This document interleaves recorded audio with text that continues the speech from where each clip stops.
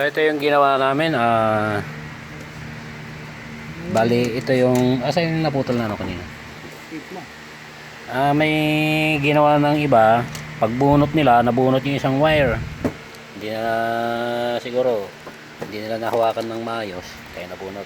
Ginawa namin, siniksikan namin ng ano, kumuha kami ng ibang mga sakit. Nagsira kami ng sakit na isang computer box para lang makakuha ng isa.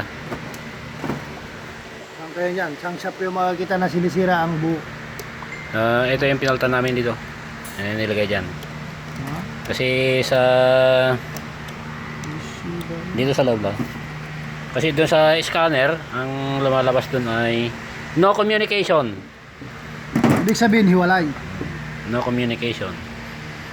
Kaya chinik namin yung lahat ng linyada. Ay pagtanggal namin to kanina, ay may nakalaylay na isang linya. Ano to?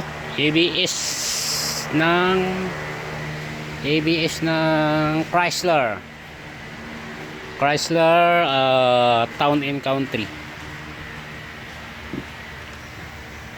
Bali pati itong mga to chinik ko kanina.